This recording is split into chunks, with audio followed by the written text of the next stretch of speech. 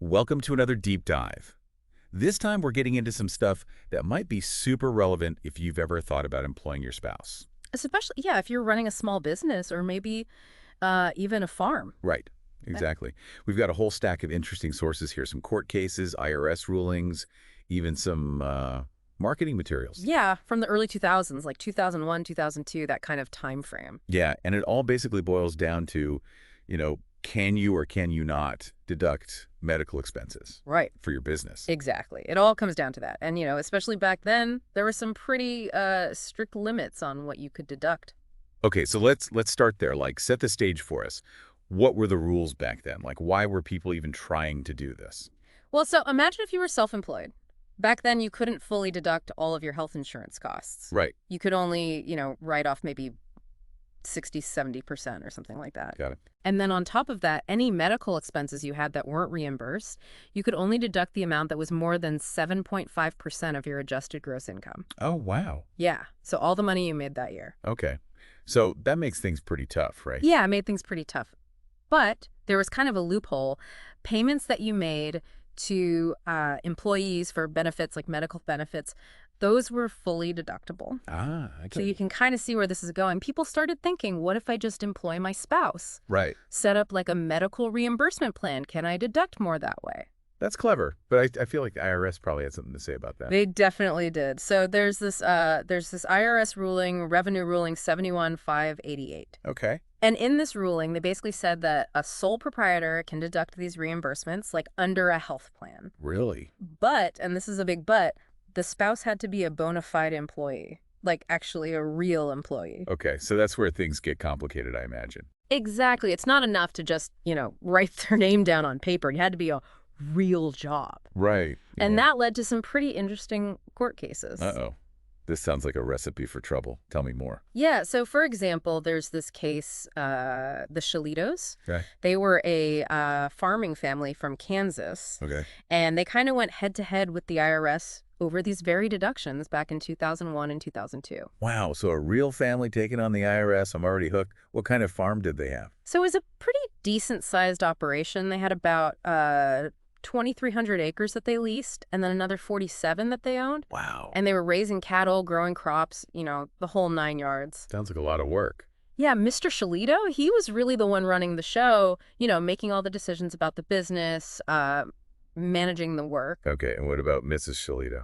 So she had been working on the farm for a while, Yeah. since like the early 80s, putting in, a good 40 hours a week. So they were both like really involved in the business, like a true partnership. Exactly. And when they decided to go with this medical reimbursement plan thing, they, really wanted to do it right. So they talked to their accountant, and they even bought this whole program called Agri-Plan Biz Plan. Agri-Plan Biz Plan. What's Yeah. that? So it was basically this program specifically marketed to farmers to help them set up these kinds of plans. Ah, so they were like following the instructions, trying to stay above board. Exactly. I mean, they really thought they had everything covered. They had an employment agreement. Mrs. Shalito even kept a work log. Wow. Yeah, they opened up a separate bank account just for her, Yeah. and they meticulously documented all the payments. But I have a feeling the IRS still found a way to cause problems. You guessed it. The IRS wasn't buying it. They ended up challenging whether or not Mrs. Shalito was actually a legitimate employee. Really.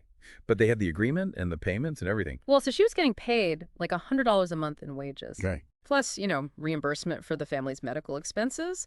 But the IRS, they focused on the fact that the money for these payments was coming from their joint checking account. Wait, so because they were sharing a bank account, Yeah.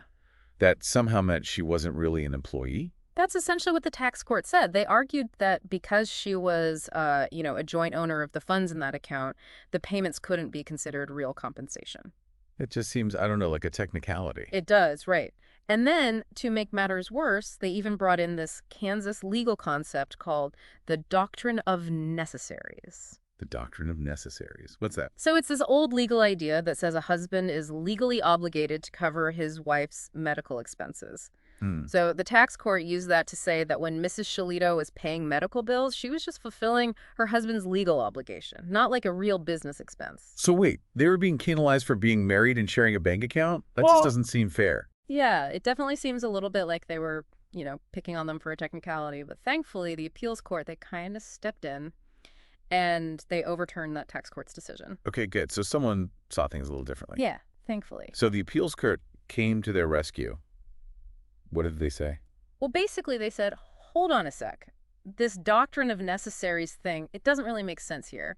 They pointed out that Mrs. Shalito was actually earning money from her husband's business, and that's how she was paying for her own medical expenses. Right. So she wasn't just like a dependent relying on her husband. It was more like a business transaction. Exactly. They were recognizing that she was making a real contribution to the farm, and they didn't stop there. The appeals court also questioned that whole joint checking account thing. Oh, good. Because that just seems so unfair. Right. They cited other cases where using a joint account didn't automatically disqualify someone from being a legitimate employee. I'm glad to hear that.